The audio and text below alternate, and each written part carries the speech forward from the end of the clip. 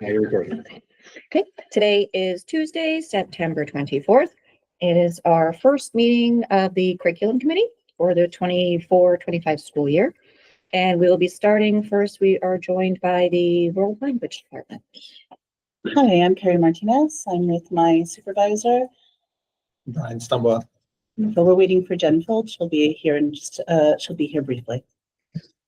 So let's get started though a little bit about why you're here today and kind of the conversation. Then we can talk with Jen when she gets here as well. So the reason why they're here is they put in a proposal to go to Spain. I put up the proposal here up top so you can all see it. And it was offering, oh, you guys have it with you. So perfect. So it was offering Spanish 4 or AP students. We talked about this last year. We tabled it, until we got the new principal in and wanted to go over more conversations to understand it. Lisa's been involved in the conversations, but Brian Stumbaugh oversees the group. Jen Fold is also a part of the World Language Department. We got it right that time. I'm working hard.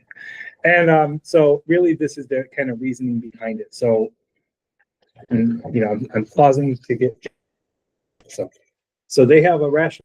They want to connect to it and the objectives that are here. So the objectives provide students with immersive experience, expose students to history, to inspire, to continue, and to cultivate life learning.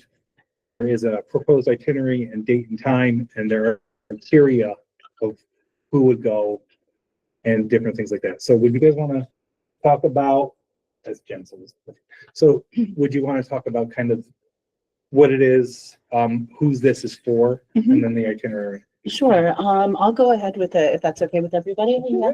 I'll explain. This program, Students Love Travel, it's very different from other travel companies. I've tours with EF and Explorica, and it's led by a Spanish teacher. She happens to be from the one that I would like to go with me, is from Cooperstown. She's a retired teacher now. She's very involved with nice about her name is Colleen Sheehan. She does all kinds of things with the with the world language standards in New York State. So the students, instead of kind of being bussed from place to place, you get around the city, and the students have to make decisions on their own. They get to choose everything from like what restaurant they want to eat at, looking at menus. They have to navigate like the subway system. She'll ask questions. And in the evening, we'll meet as a group before or after dinner, and she'll give every student like a topic. If we're going to, for example, El Prado Museum, she'll ask students to look up like maybe Goya, Velasquez, El Greco, and then and then after she'll be like, did you see a picture with a dog or like a pet? And she'll like ask different like style questions about it so that the students are actually, they become more involved in what they're doing.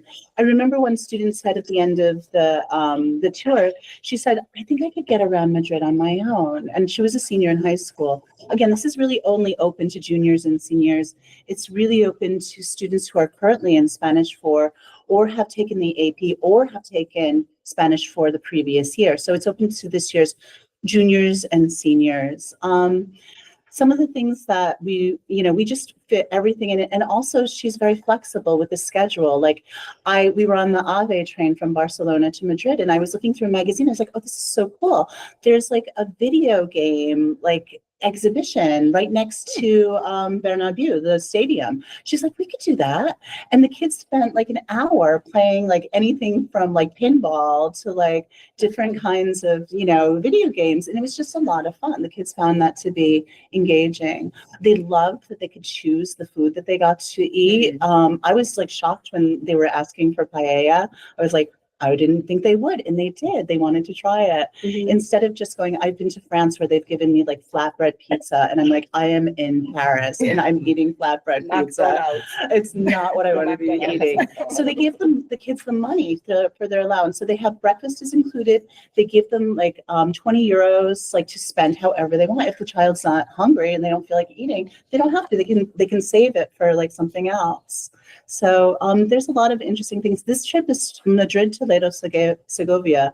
I initially wanted to do Barcelona, but they're having so much overcrowdedness. Yeah. It's been so sold Barcelona that she said, don't do it, Carrie. It's just too much. There are too many tourists there. She said, Segovia is beautiful. Segovia is good. And she's like, the kids will love it. Yeah. And Toledo is beautiful. It's a colonial city. Mm-hmm. Again, they're going to do train travel. They'll see that.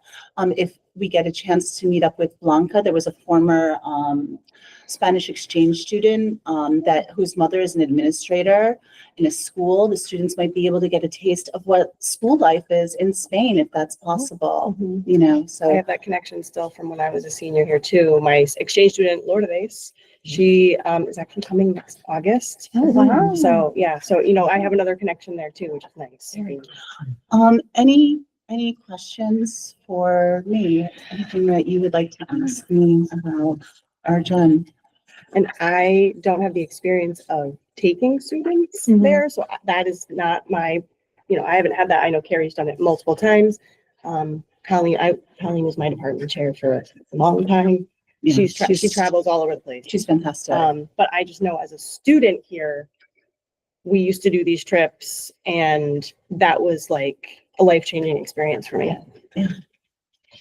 So, What to do? I have a couple questions, if that's okay. This is all, cost is all borne by the student? That's correct. The only thing that's not included, and I think we mentioned it, is the transportation we're trying to fly out of Boston. So, and passport, the expense of buying a passport. I also recommend that the students have like an international plan on their phone. I think it costs $10 a day to have add like the international plan. okay, rarely you can do that. Yeah, The because then parent, would that be family born, so them traveling and picking the child up, is that parent expectation? I would say so. I think that would be an expectation of the parent. I go through AT&T and I know I have like an international program option. Would this be completely voluntary in that? Is there gonna be any class requirements gonna be attached to this? Or- No, it's not like curricularly, it goes with everything that Jen and I, I are think working we're towards. trying to also, hold something for them that's a real world experience that also is going to get more kids maybe to want to stay in the program, so it is, I feel like it is attached to that, Yeah. that's something that I know, But you know, you're not, it's not required. no, it's not a requirement. It's just Because If it you is do- cost prohibitive for a family, a child's not going to academically be disadvantaged. That if they no. can't go. It'd be an No. enrichment program. enrichment. That's the word. And I'm I- looking for. I don't know. Yeah. We talked I about mean, that if there were students, I don't know, that were maybe wanting to go and unable to, I'm sure we could figure out. I know that through fundraising. NYSFL, they offer also there's also scholarships for students that are disadvantaged. That's an option. We could look into that as Okay. well. There's something else I wanted to mention. Sorry. They will be speaking Spanish. It's wonderful to hear the kids actually using their language and skills because we just speak Spanish to each other. There's really they're going to hear us speaking Spanish in the Immersion for the whole the whole time. So they'll be completely immersed in the culture.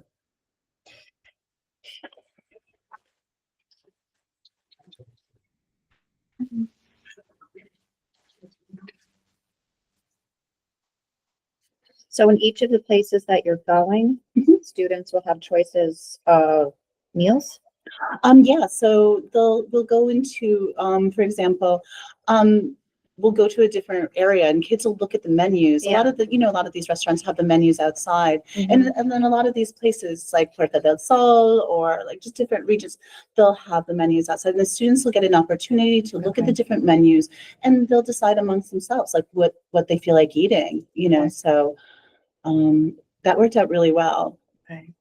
And then each kind of group of students, they'll always have a chaperone with them if not everybody's choosing to go to the same food place? Everybody it has to be kind of like a majority. So if Okay. I pick tonight, maybe somebody else will pick. But Okay. they do have, they've got some Okay. control over where they want to go. But also staying together, I think. Yeah, also staying together. We kind of come to kind of some kind of consensus. Okay. I can tell you that like when we do get the hotels are centrally located. Yeah. They're not in like these outskirt areas. They're in really nice areas. Mhm. We saw flamenco dancing the last night. We were in the front row. The girls were like, that was fierce. They loved it. They were like, they were so excited. And so the tickets and the things that the experiences that they get like the best. Like I've been on a tour to Barcelona before with EF. I never got to see the inside of Sagrada Familia, the church. Yeah. And this tour, I got not only an audio tour with Students Love Travel, we did like a back tour to go through like the staircase. She knows like all the ins and outs. So like they get like a more enriching experience, not just like blah, it's kind of like, and I've seen that. Like I would have loved to have somebody like have me research like Chenonceau. I went to Chenonceau in the Loire Valley in France. I would have loved if they had said, okay, we're going to meet tomorrow, and I want you to talk to everybody a little bit about the Medici family. Like, what did you learn about them, or something like that? I would know what was this like about. So. The food choices were excellent. It gave us time to go into the marketplaces and actually buy things too. And like she'll give us like it's not a large amount of time because we're on the run. I mean, I think we did like 24,000 steps like a day. Yeah. It's a lot. The kids are tired by the end of the day. They're ready to like rest. Would be during break. It would be from the April 12th. And it's the school break. It would be like the school break. Oh, okay.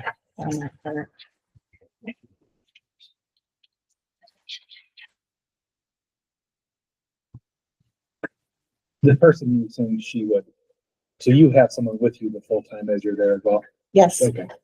Yes. Just want to Absolutely. confirm that, like, you're keeping, they're not just giving you all this stuff and having you do it. You have that one person who's done it, been there Many multiple times. And she's a retired Yeah. educator. She was my former department chair, and Carrie's also traveled with her, right? Yeah, she's I consider her a friend. I just a friend and colleague, like a mentor. I look up to her a lot. I'm sure you do too, Jen. Like I think she's like one of the best.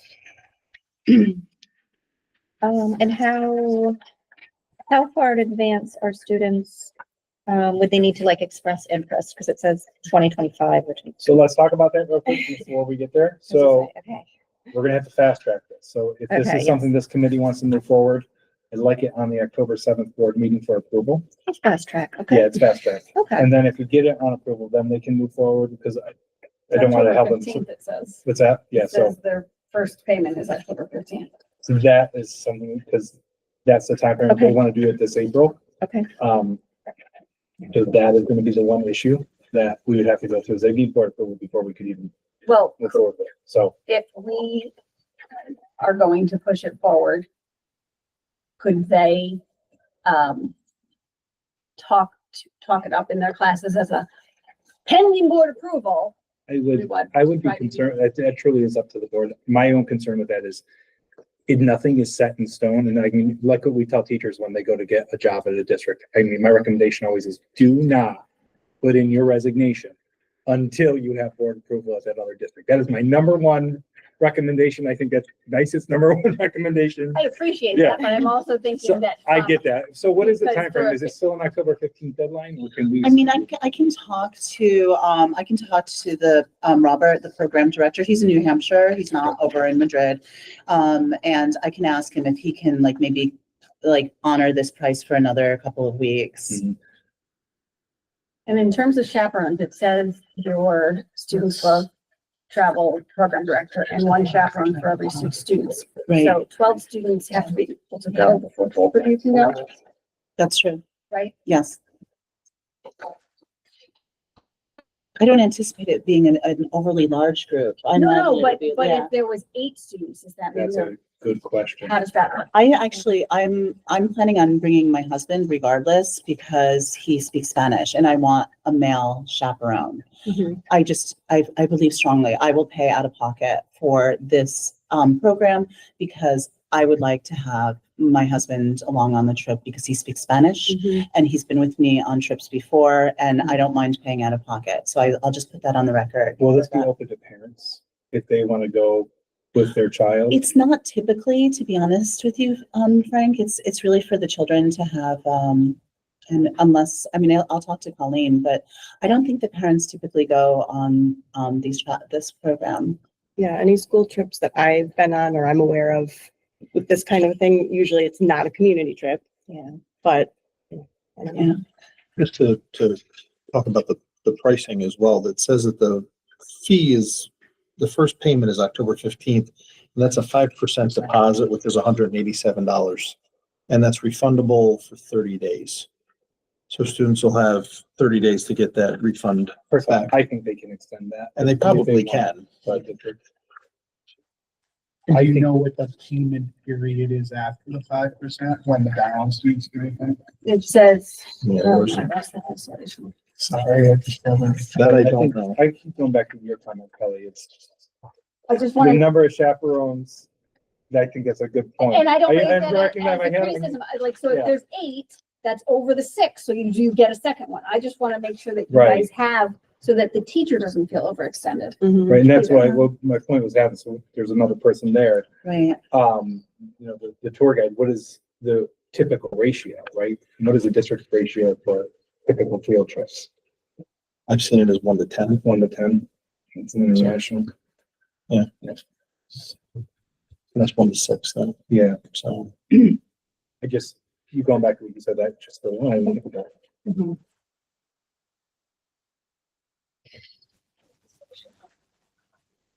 And that's why I asked if a parent wanted to go as a chaperone And pay their and rent. pay their own way. I mean, I wouldn't be necessarily opposed to it. I just would want them to have that experience of really being immersed in the language. So if the parent is going, you know, hopefully they would also try to speak Spanish while they're there, you know, 'cause that's the Yeah. point. Right. But yeah, What do you feel about moving this forward? Do you have reservations, concerns that we need to look at prior to moving it forward? I guess my only thing is really the same as Kelly, just number of chaperones. Mhm. That's all. And I do agree, though, I don't want to say not parents to come. But in my mind, it would sort of defeat the purpose if you are traveling abroad, trying to immerse yourself, but you know that mom is there to handle everything for you really anyway, if you get Mhm. stuck. I guess my thing is, yeah, just the number of chaperones, that's all. But it sounds like, because it says it's a minimum of 8, right? You would need to go. Like we were saying. So if you had 8 students, there would be 2 chaperones. It would be me and Colleen. And So that Colleen, would be yeah. like 1 for every 4 kids. That's pretty good. Mhm. You know, Okay. say that we only got 8 kids, that would Yeah. still be That's still like really 1 great. on Yeah. 4. Yeah, That's good. That is good. And then I'd bring my husband too. So that would be like 3 chaperones for 8 kids. That's like a pretty good ratio. That's a And 2.5 your husband kids. is from. He's from Mexico, actually. So I just want to clarify, like, he's a He's a Spanish native- speaker, he's a like, native Yeah, yeah, he's so I- he's a, yeah. yes. he's not a native everybody speaker. knows. No, your no, husband of course or- not. so I No, wanna my husband clarify, is from like- Mexico and he went on the trip with me the last time and it was helpful because there Mhm. were boys on the trip and sometimes boys just need you to might- have like, I can't go into the boys' room, for Yeah. example. Mhm. There are other things that concern me. I just, I think like it's fine. having, And also being a Spanish speaker, he can help with the immersion aspect. Of of it as well. So not course. only the safety component, Right, but also help with the immersion. Like you're not saying, like a parent, like you said, is they're not going to maybe be able to speak right. and be fluent. Your right, husband on the other hand is going to only probably speak. exactly. If anything came up, like we would be able to, handle the Spanish and of it, or speak to We have any kind, 3 people anybody, there 3 that are people that are fluent in fluent in Spanish. yeah. And so I think you answered the question, but the travel to Logan Yes, would be covered by. it has to be covered by the students. And that's different, like options. It depends on how many kids. So if it's like a small group, like 8, I know that like out of Albany Airport, they have like smaller vehicles to transport students. I also know there's like Logan Express that you can like park your car and like take it in for like $9 out of Natick Mhm. too. And that's always like, that's a very inexpensive option if it becomes like a worry, a concern of like, monetary. Anything else that? No, I really like the idea. I think it's a great opportunity. I would think there would be fundraising opportunities if we wanted to get them Yeah. to Logan. There's something we could do locally. You know, I guess the reason I ask is because, as you can imagine, full board, I mean, and that's a valid question from the get-go. Is there something that we need to put up from district? And I don't say that's good, better, and different. It's just factually speaking, that's just something we need to know. So, but I think it's a great idea. I'm definitely in favor of moving it forward, Awesome. for All sure. right, we'll put it on for October 7th. All right. See, that was easy. Yeah. I know. I feel like this is gonna become. Not gonna lie to you, somebody was supposed to be in Spanish 4 this year. And not, and I was like, yeah, so kind of upset that I don't have even one person go to my house. Still take it again, but. Good, awesome. Okay. All right, we'll put this on for the next time. Thank you both. Wonderful. Thank Thank you so much. Thank you. Thank you very much. Thank you, Nice Carrie. to see everybody. Thank you. Please. Do you want, I just. All right. Thank Have a good day, everyone. Thank you. Thank you. Yeah, Thank Have a you. great day, Thank everybody. you so much. Yeah, Thanks for your definitely. time. Thank you. Okay. So really quick, I just wanted to go over the agenda itself, since Matt, you're new and I'm trying a new format as well. Last year's agenda worksheet is up there. So items from members. So if there's things that are coming up, and again, Kelly, I wanted to apologize. I sent you the email on Sunday and Karen goes, you want me to make an agenda? I go, I already sent the agenda. I sent the agenda to the full board, not to the board curriculum committee. In my own defense, I did think to go into the shared drive and Yeah. you can look for it. See, so I tried, but I didn't do it right. So, but you'll have access so that there's items for us to be able to consider that when Rob and I start working on the agenda, items from members is there. We can use that to help set the agenda for the next meetings. Parking lot, these are things that we have talked about in the past, so things that we'll come back to. We talked about the enrichment in language prior to grade 7. That was something that came up last year that was on a lot, so I think we should continue that conversation and other enrichment programs. So parking lot is ongoing. Ongoing, It yes. doesn't literally refer To the parking lot. It means where this is gonna be here. I'm We- not saying I yeah. thought that. Totally Yeah. different. We can go to the car once in a while, check it out, and then come back, kind of idea behind it. And honestly, all of this goes that, the internships and the enrichment and all those conversations directly connects to the Blue Ribbon Commission. Yeah. So it's all interconnected. The internship component, I just want to talk about that really briefly because it's not on the agenda. Or is it, did I put it on the agenda? No, I believe it's just parking lot. Parking, yeah, so, because we did talk about the board meeting. I haven't really had enough time to explore it from the last board meeting to now. So there are different components of the internships. I did over the summer talk about a possible internship coordinator. Maybe sharing that with other districts as part of regionalization conversation. But we did have someone here doing internships and we don't have direct program. Over the past couple of days, I was talking to other colleagues who have some internships, but it depends on what we're looking at doing, and that it comes down to it. So I don't know, Kelly, if you were a part of that conversation at the board meeting. One of the reasons that it came out of this is that a couple of kids wanted to do internships during the summer. If there's nothing that goes directly to the school district and they're not getting credit over the summer and there's no oversight, the school can't just automatically have an employer do it. And the employer, through Department of Labor, can't just make an internship, right? They just can't have free labor. So there's, the employer has prerequisites that they have to do and the district has prerequisites. So somehow we have to find a partnership component of that. I did speak to Niskayuna. They're interested in actually working with us too, because they want to develop their internships more as well. So any of this legal stuff that we work on, we might be able to work together because a lot of it comes down with Department of Labor and other components too. So it's a work in progress that I don't have good answers on. Okay. But there's a lot of different internships to look at and different ways to do it.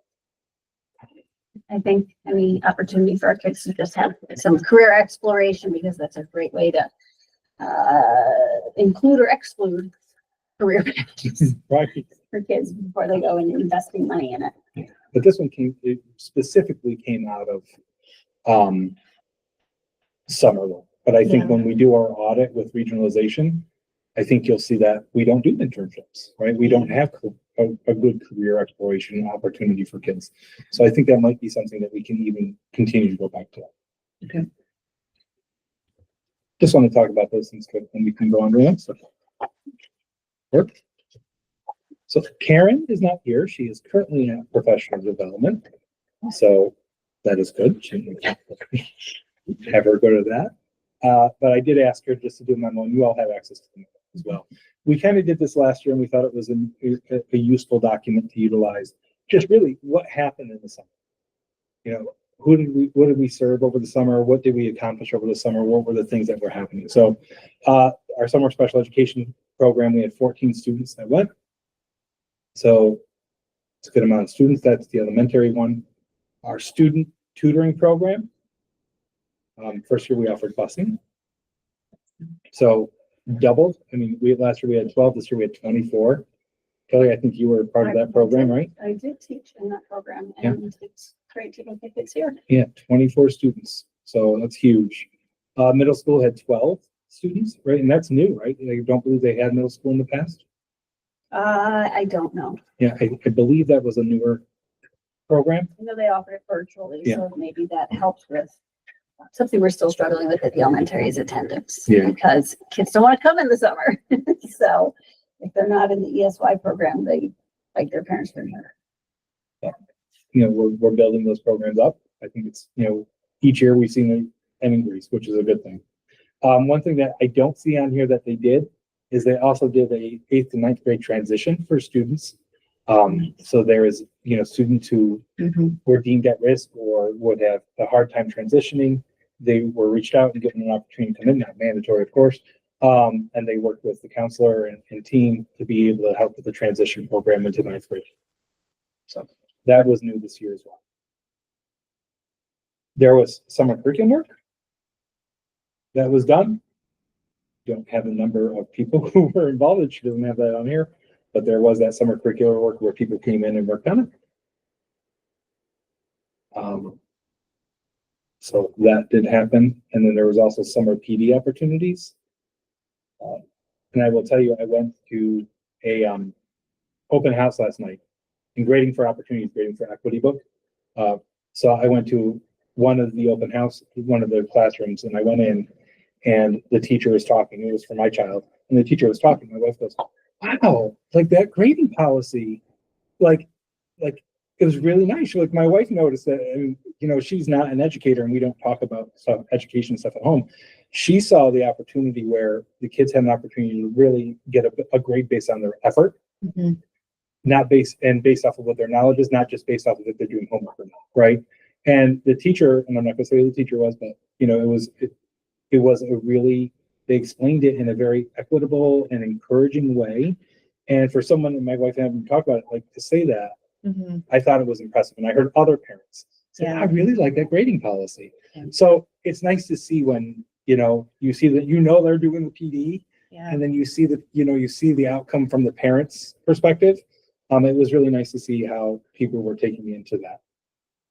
We had to redesign the learning cohort, which a lot of people, you know, we have the people doing 5 people, really like the furniture. And also we had letters going to, and then we have more going on this year with money being shared between the district and the Voorheesville Teachers Association. Lots coming on. What is letters? What I don't see is, It's a very, it's not going to do it justice. It's training for reading instruction and really how the fundamental pieces are put into place. And it's a very different approach, and it's very intensive training. Each day of training that they get, there is then on paper it's supposed to be 6 hours, but ends up being actually 10 hours of work that they do outside of the training to put the instruction into practice to then be able to prepare them. There's 2 levels, so they went through level 1 is 4 days throughout the year. And then those that did level 1 are doing level 2 this year. We're getting Is this related to the new reading program? It's a supplement. to the right. reading It's not a part of the program, but it's an area that we see need Great. in terms of the instruction. The teachers see. Yeah. So It's a supplement that was actually asked for by the teachers absolutely. to support their learning. So whatever you need, the idea is. And we're able to have not just classroom teachers, but this year a speech therapist is going, a special ed teacher is going, an AIS provider, so that we've got people at different levels. So it's all the people that work. Okay, now I might misspeak.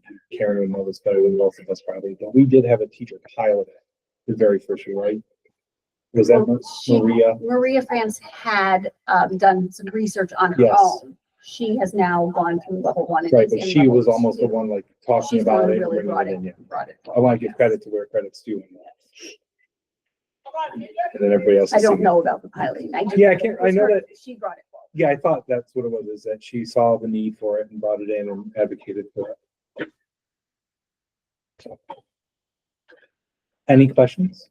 As far as offering busing, will Mhm. that happen each year now, or? As maybe long this as we is a can, one-off? as long as we can continue to use title funds to be able to Okay. support support it and budget accordingly, yes. Okay, Yeah, you definitely were seeing an improvement when we had yeah, that. because I know that can make a huge difference if they actually have a lot, transportation. As long as we consistently. can, first have bus drivers. Yeah, yeah, that's true. And B, have the funding available, we'll Yeah. definitely try to always make that happen.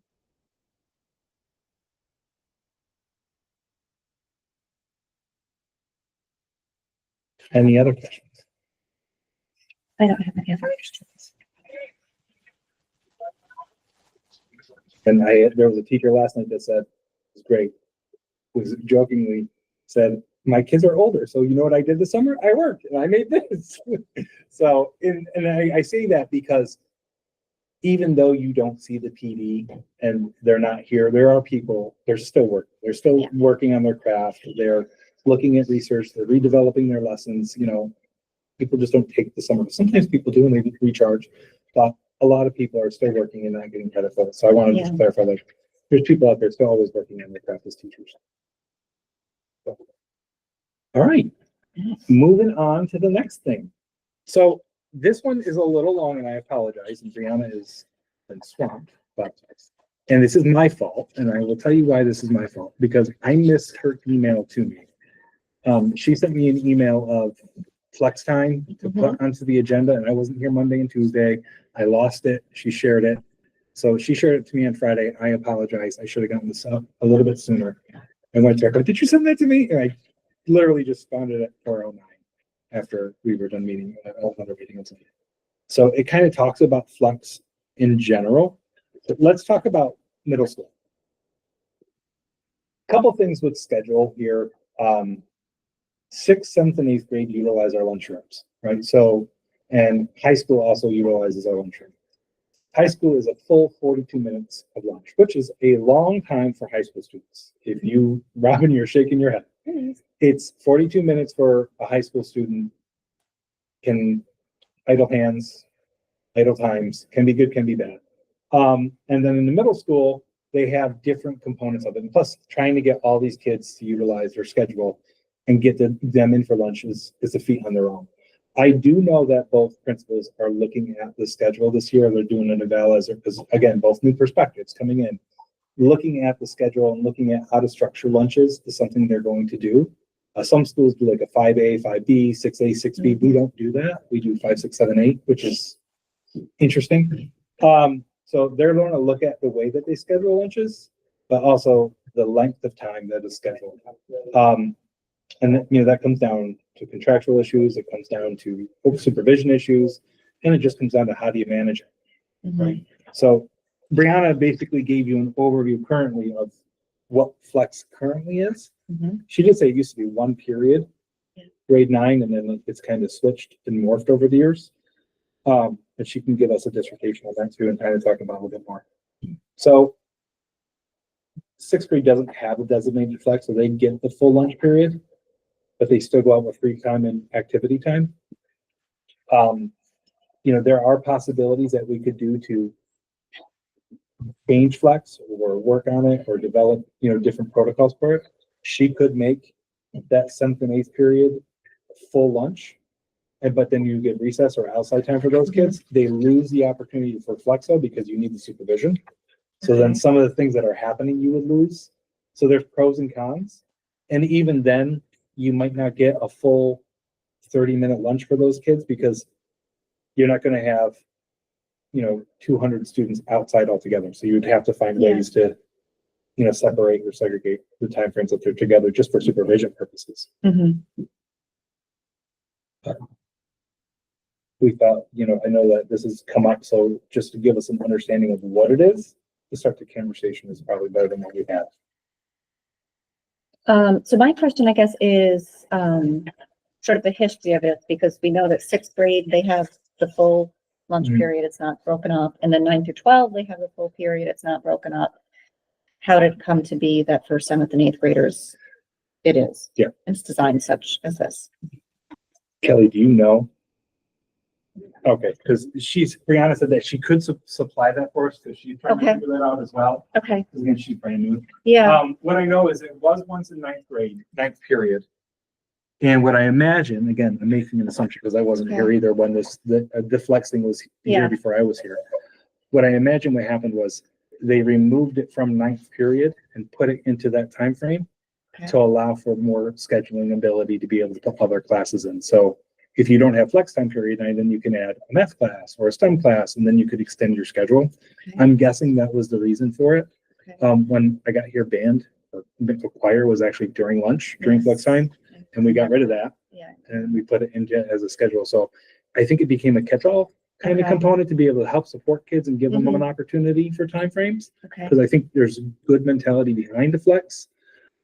It just creates some inequities, right? I do know that there has been some, teachers miss having a full period of flex so that they have the time with the kids Mhm. to be able to support. See. okay, And right, so this flex time with them, it gives an opportunity to work with kids. Right, but there's limitations as to where they are and movement and.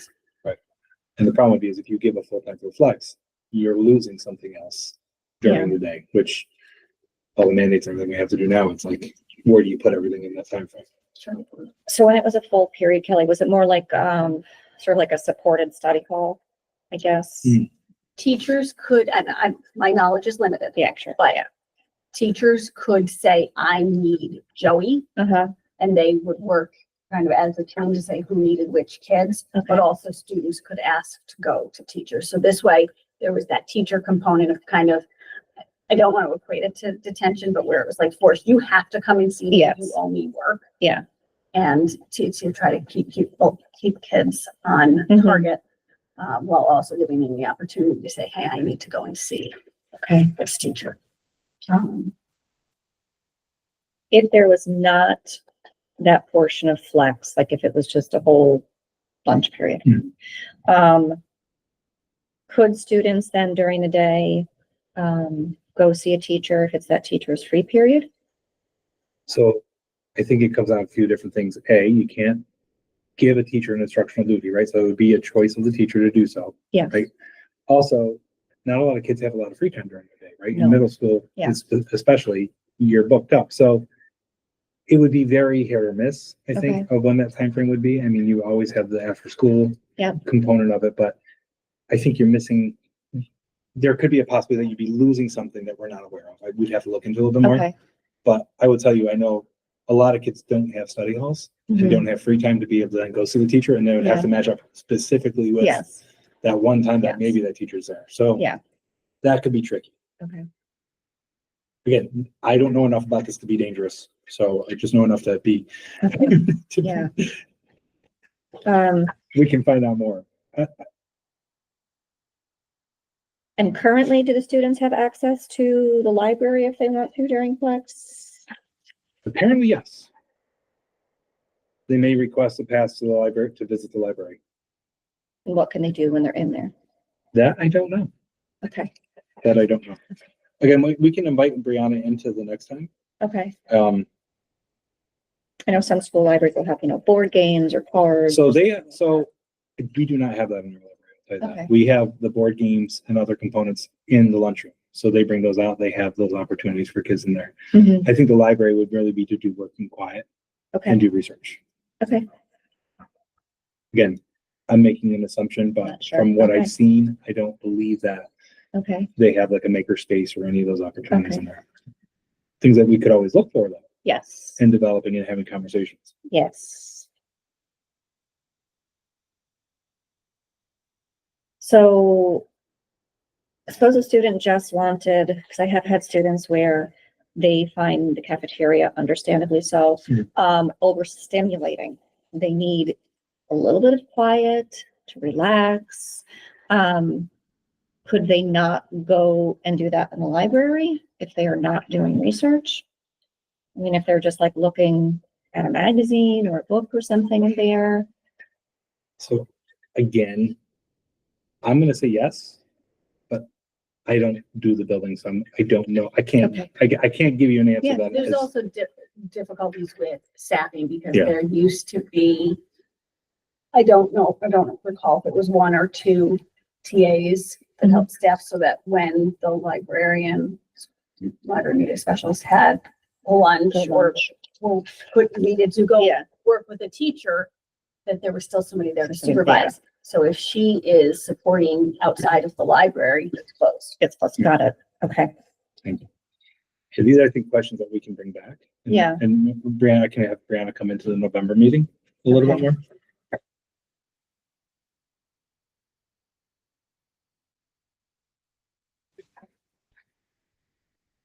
Would there ever be an opportunity for high school students to sort of have lunch part of the period and then some type of physical activity or something the other half of the period? Lisa is looking at scheduling, Okay, so there is a possibility Okay. of changing some things up. All right. Because 42 minutes is a very long time for high school students. it is, And especially because some of them want to eat. right, so she's looking at that. She's gonna take this year to kind of really Okay. evaluate Yeah, where she is and like what things are. okay. So, because you can't change it in the middle of the year, No. that one would be hard. Yeah, because I know I've seen some secondary schools are pretty much, grades 6 through 12 or 7 through 12. The first 20 minutes, it's just cafeteria. Mhm. Then the second half, you can stay in the cafeteria if you want and hang out, or you can go outside, or in the wintertime, you're going into the gym, or there's Right. some other option available. And that's kind of what Flex is, but I think Flex has a little bit more choice for the teacher and the supervisor, so I think Yeah. that has to be. And again, it depends on what the teacher wants to do, right? Yeah. And what the kid needs and what the teacher needs, so I don't know enough about it. It does seem like there's a lot of leeway, Okay, which could be good or bad, yeah, right? And then firming it up. I know high school, it is really is, if it's nice out, you guys can go eat outside, Yeah. but you're out there for the full time.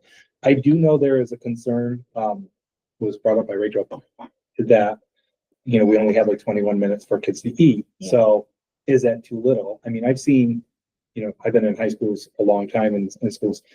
I see 20 to 25 minutes is typically the average for kids for Mhm. lunches and trying to get them through. But sometimes it's, again, high school currently is 42 minutes. yes. Elementary school is 30 minutes, correct, Kelly? We are now at Yeah, 30. 30, yeah. We used to be at the same, Yeah. like 21 minutes. It was 21 minutes, yeah. Yeah. It is 30 now. Yeah. Well, I guess I'm Kindergartners thinking, can't open their mouth, yeah. yeah. Right. So, But it's hard when you have 42 minutes. Yeah. How do you split the two up? yeah, because 8th grade, it looks like they have 20 minutes. Hmm. And then 7th grade has 21. Right. I'm just thinking too, as far as also travel time, and then if kids have to stand in line to buy lunch, Right. it really cuts down that Brianna does small have some, amount they start with. and she said that there are opportunities Yeah, that we could maybe switch things around and change them, but then it changes what happens at the other 20 minutes. So, that might mean if I'm a teacher and I really love that flex time, and now I'm told that, no, I don't have it any longer. yeah, That, I don't know if I would really like that. yeah. So she's got to really have some conversations with her staff and really understand that better. I guess my thing is I don't want the students to feel like it's hurry, hurry, hurry, hurry all day long. Mm. Um, that's not relaxing at all. And there are students, like I said, who do get overstimulated, and if they never have that time to just breathe for a second, there are consequences to that the rest of the day. Then kids are going home and they're completely spent because they've been on all day long. Yeah, and I know there's so many moving parts to this. yeah, I don't know what I the, just- yeah, but I don't know what flex looks like. So Yeah. that's why I asked for this too, because I'm trying to understand it a little bit better. Mhm. And Kelly, do you understand it as well either? I mean, you're down there, so you don't That's what I'm really, saying. like, it's the same idea as like, I'm so removed. I would can't. always advocate for kids to be able to have, chances to move. So, Yeah. I definitely know that Brianna's looking at it. Yeah. And it's been a conversation that from both principals' Mhm. perspective. But I think we should come back to it in November, maybe even Yeah. invite them in to have a conversation about it. I would like that. And by then they'll have probably the opportunity to have a Yeah. conversation. Good. Anything else on that? Matt? Yeah, your favorite. Here we go. All right, Get so ready. I shared a folder that I call the Matt Bergeron folder. And Matt shared some media literacy components to it. I want to talk a little bit first about NICED regionalization, media literacy, digital literacy, what else? Financial literacy, and a lot of the different things that came out of some of the commissioners' conversations. Mhm. Over the past couple of days, I was at NISCUS, I had the opportunity to go, and today is all SED. Right? So let me kind of clarify a couple of things. And they were pretty clear on this one. Everything is interconnected. Mhm. So the Blue Ribbon Commission, media literacy, digital literacy, everything, the Rockefeller Foundation aid, right? Because if schools are losing money, how are they going to still be able to support an equity across the district? That means regionalization, but what do you all offer across the board? That means Blue Ribbon Commission. Yeah. So all three of these things really intertwine together. And I think that's an important kind of narrative that we all understand as we look at it from a global perspective. So media literacy, and I'm going to use their language. There's a lot of fake news. There's a lot of misunderstanding of what's out there and understanding it. And the studies out there now is if you do this in college, it's already too late Yeah. because the kids have already learned the bad skills of not understanding where evidence comes. And it really comes down to that critical thinking. Mhm. Right. And, we have staff members that are doing this critical thinking work, but it's not, standardized across the district. Yeah. And no district has it standardized as far as I know. Mhm. Matt, you mentioned that sometimes it's the library media specialist who does it, or sometimes it's an English teacher who does it. Yeah. So what NICE has said, which it was actually really nice to hear, is that they are coming out and they're working with Homeland Security. They are putting out a toolkit for districts. So as they are with the digital literacy toolkit for teachers and for districts to utilize, they're coming out with a media literacy toolkit. So a basic framework, ideas, suggestions, and everything else in partnership with Homeland Security. And that should be coming out right around December, they said. So that will really help the conversation within the buildings, like curriculum wise, grade level wise, building wise. When you have a framework, at least start saying, where does this fit for us? Right? So the English teachers, where does this fit for you in critical thinking? Yeah. The library media specialists, where does this toolkit fit? I think that was huge. And when I heard that today, I'm like, that goes right along with some of the conversation we're having. So I can't tell you right now what we do with media literacy. We have not dug deep into understanding it. And we've been 3 weeks in. So I will make assumptions and I won't be good at it because I'm not in the buildings. And I think it's done. I just don't think it's done. It's done in pockets at the moment. But similar to digital literacy, financial literacy, they want to create these toolkit models for districts to utilize and not mandate you. I do believe that at the elementary school, because our library media specialist is an instructional position, that she has a continuum of what she's teaching Mhm. K-5. Mhm. At the high school, there are not assigned classes, so it's a different position. But annual coaching does have units that she does. And, you know, I'm sure Karen could share her math, the type of math, all of those things. But I also think this could be fit into social studies class, right? Really small, real snippet, like, hey guys, when you're looking at when you're going online, you're looking at an article, how do you know, what questions do you ask yourself to understand what viewpoint you're seeing? That very simple conversation is something that somebody can have in English, in social studies, and you just say, when you're looking at an article, do you understand the viewpoint, right? Which, going to something that you said, which I think was a great idea, is, you know, maybe it might be inviting someone, I think that might be Karen, to just kind of talk about what is being done now, kind of to do a survey of what's being done, where's it being done, where is this being touched on. Yeah. And I do understand that now with the SED piece, that might, I'm curious as to, you said not a mandate, but a step further, I'm wondering maybe more on the civics education end of things, though I don't know, media literacy may be baked into that. What's the Lutheran Commission going to do? I mean, yeah, having, you know, I did sit in on that thought exchange, you know, that was held last week. And I didn't know, but it confirmed to me that, you know, two of the components that are going to be required, as opposed to optional, are going to be financial literacy and civics/ethics education. So, I don't know what their timetable is on the Blue Ribbon Commission stuff, and if you have information on that, you know, now might be a good time to share it. But, I don't know that I love the idea of just waiting for the state to tell us what we have to do. I mean, I wanna, and it's great that they're having the toolkit come out.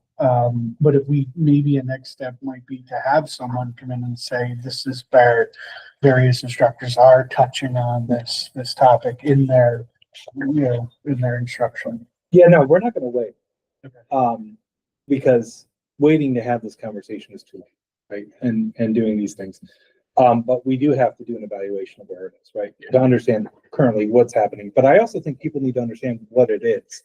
So that was one of the things when you were talking about media literacy, Karen and I both said to each other, like, what is he talking about? Like, what specific things is he relating to media literacy? Mm-hmm. And then we did our research and looking into it. So having that toolkit to kind of say, here's what the gold standard of what the state says media literacy is. Where are we with this and how are we using it can help us better, like give us our baseline. So I think that's kind of, we can say, what are you doing in media literacy? And somebody says, well, I'm doing this or this. And then when they see that toolkit, they might go, oh, wait a minute, I'm not there. Or they may say they're not doing it all and see that toolkit and go, wait a minute, I'm doing a ton of this stuff. Right. Because that could be the other way around. It's that kind of shared vision and understanding of what it is.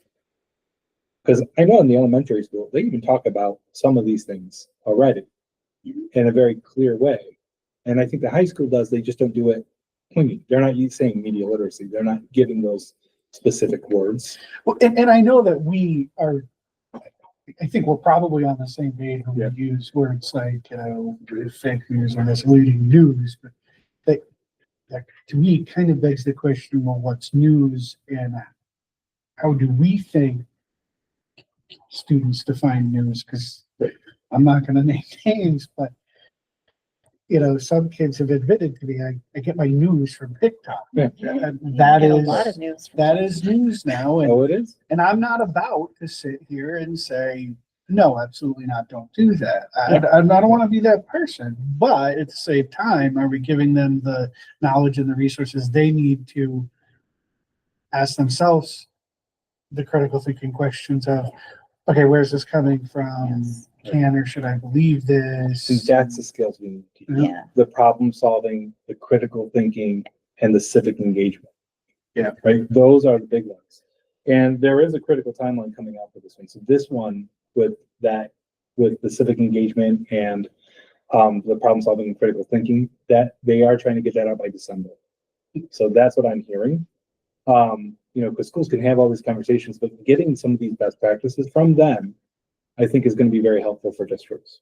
When it comes to the Blue Ribbon Commission, they're supposed to be giving out a report in November, and that will be basically the timeline of implementation.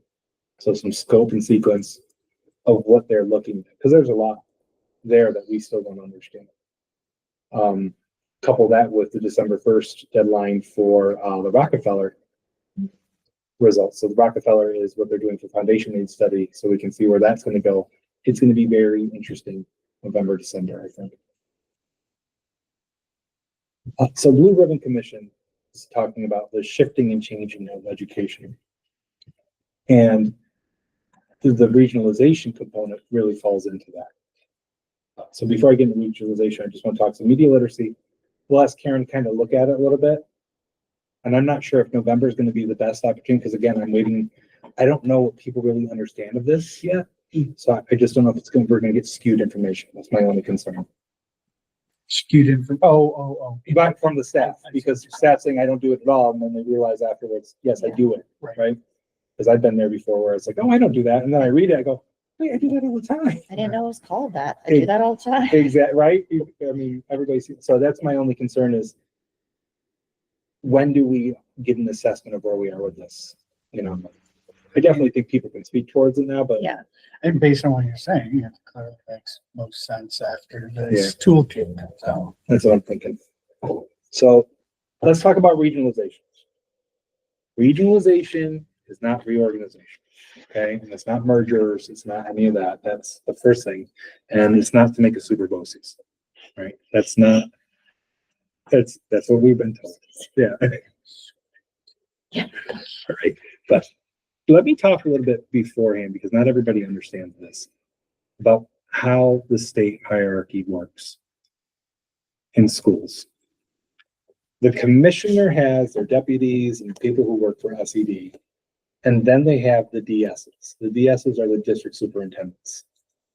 And so I think SED is getting pretty smart to the point of saying that they're not going to manage this and kind of do this top-down model. They're going to kind of build it up. So the district superintendents kind of oversee areas. Does everybody know what I'm talking about? Okay. So anyways, so when they're doing regionalization, they're tasking the district superintendents to have the conversation in-house and then develop a plan regionally to then submit to the state. So they want 12 plans submitted to them through their DSs.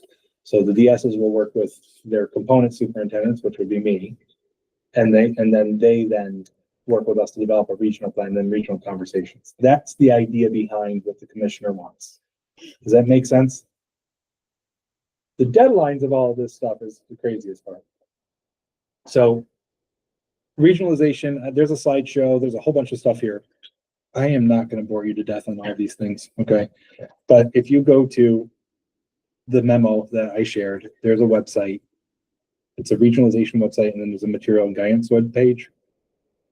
It gives you guidance on everything they're looking for, the general resources, a slideshow about it, the specific things that they're looking at to go through it.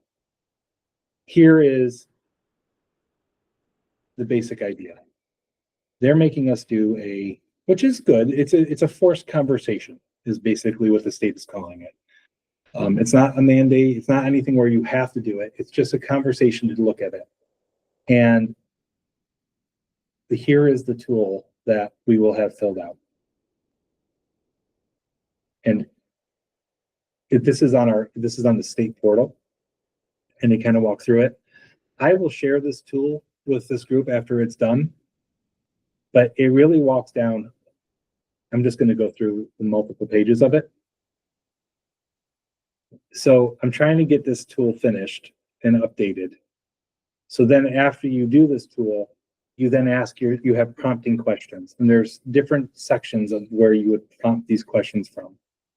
Some schools are only using it through their leadership team. Some schools are looking at it. I'm looking at probably doing this with the shared decision-making group for the district to then share this data and then have these conversations. The conversations are important, and they actually can help guide a lot of, did it wrong, sorry. So you're currently working on that strengths and needs tool? Yeah, we're trying to compile Okay. all the resources. Again, and we just got this last week. We're trying to put it all together. And each superintendent, each school district superintendent? Each school district has to do this. Okay. And then they have to have a reflective component into it. So, and then, so there's academic domain, social cultural domain, and capacity domain. Those are the three domains that they want you to be reflective on after you're looking at your data. And so it's this sheet here. So the academic domain considers the courses and programs for your students. They have access to student performance, post-secondary pathways, opportunities to be aligned with the elements of proposed New York State Portrait of a Graduate. And then it talks about all the different things that you would need to look into. And then there's questions that you can ask the group to kind of understand it better. Now, I'll be doing these questions with my administrative team. We're going to be doing with the DAC. Again, I only have October really to get this done. So, you know, the financial office, you know, working with Jim and different things and going through these. I'm also thinking about using AI, to be very honest with you, to help kind of pinpoint some of the stuff by using the data, because as long as there's no specific areas, Yeah. I'm thinking that it's a lot to look through.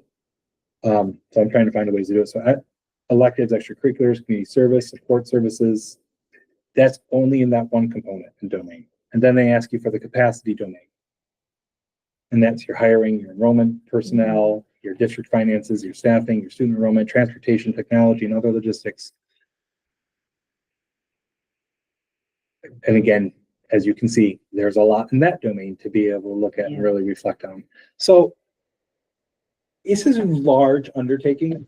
What we're looking at doing is giving the basic idea, basic scope, and then when after November happens, we're thinking that we'll have smaller conversations to come back to. Smaller conversations locally, regionally, where we could maybe get BTA representatives, teacher association representatives together and say, what do you see for staffing personnel? Why do you look at this? So we're not exactly sure how this is going to work. But locally for us, I have to have this planned done by November 1st. So it's a streamlined approach where unfortunately I don't have a ton of time to be super reflective. Yeah. But I'm going to try to be reflective as possible and get voices as much as I possibly can. Questions, comments? So what you have to complete is what will then go to the DS? We'll go to the DS. The DS then will combine all that information. We'll have small group conversations as superintendents. They then will complete one document themselves. And then that one document will all go to the state, and then the state will then tell us more. That's as far as what we know. This is on a 10-year rotation. Here's the goal. The goal really is to look at, and we've already been talking about this, you know, what course offerings do we offer our students? Can we offer them more? How do we offer them more? Right? And if that means the ag courses with Byrne that we're trying to do, and do we offer that with Byrne? Does Byrne offer AP courses through us? How do we support one another in our districts, right? Especially if they lose funding through the foundation aid component. How can they help support their community, and how can we help support and also gain from that? So those are kind of those conversations of how do we do busing regionalization? How do we help support those components where everybody's struggling in that? You know, HR wise, is there a way to do shared HR in different places? We have districts right now that are completely merged with their sports teams. I didn't realize Waterville and Green Island has a complete merger. They do not have their own sports teams. They have a full merged sports. Not just particular Not sports. the whole thing is completely merged. We have some school districts that have found special education resources where they're sharing rooms between 3 districts because they can't do it. We are partnering with Rabina and Bethlehem. We've never done that before. You know, so we're finding these regionalization partners already on our own. So we're already doing it. Again, same idea I talked about media literacy. We're already doing a lot of these things. It's just how do you maximize it? You know, so that really is kind of, I think, the way this is going to go. But again, there's a lot here that we still have to unpack and get to. And I gave you all the resources that you can look at. Thoughts on this? It's like a lot. It's a lot. It's a lot. It is a huge undertaking. We're all saying the same thing. Is it going to be one of those things where all of this is due to state ed November 1st, and then who knows when you'll ever hear anything back? No, I don't think so, because the commissioner really did say this is all interconnected. right? Blue Ribbon Commission, regionalization, conversation, the literacy stuff, I think it's all there. So I think we're gonna get feedbacks, because the way they're trying to use their DSs is a new model, really going back and forth. So having that further communication and conversation back and forth. We meet with our DSs monthly, the DSs meet with the commissioner. So there is that loop of conversation. So I think this will be an ongoing conversation through the year. Just to work through it now.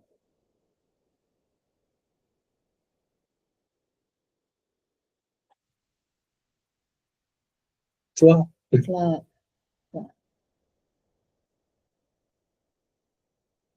Some schools already do shared food services. So there's, things that are already being done.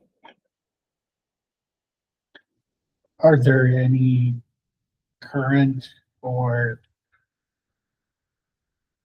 maybe pondered aid systems with, with stuff like this? Because you talk about sharing, certain sharing things, and well, there's a transportation component, and who's going to pick up the transportation costs. I know it's not a consolidation, but for example, with consolidation, there are certain financial incentives. Are there any current or planned incentives to kind of act as the carrot for regional? So not that I know for regionalization. So they've kind of talked about that a little bit, but nothing saying if you do this, you get this X back. We know transportation aid you still get, based off of those things, so you can do it. The idea is to less burden the districts. So, there's one district I recently learned about where 2 districts share a physics teacher. Right? So, because physics teachers are really hard to find, so they've worked their schedules out and they split the cost. There's no incentive for it. The only incentive is you get a physics teacher, right? Because they're super hard to find. Some of those things, that's, I think, more of the conversation that they want us to look at.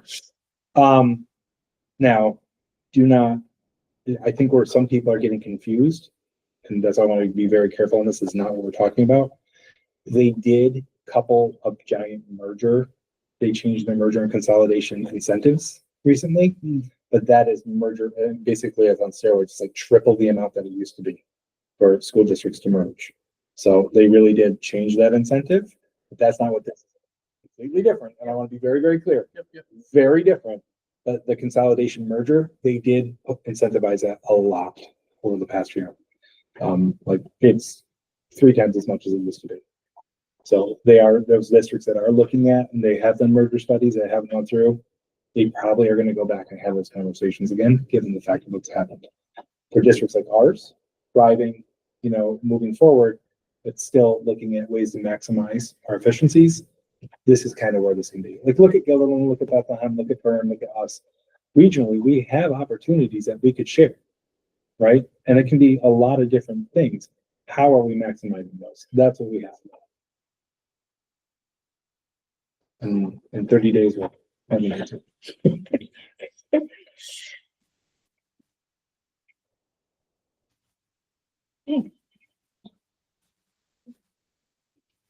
Anything else? And the superintendent group actually started working on this in the summertime, like having some of these conversations. What do we see already as areas of growth that we can look at?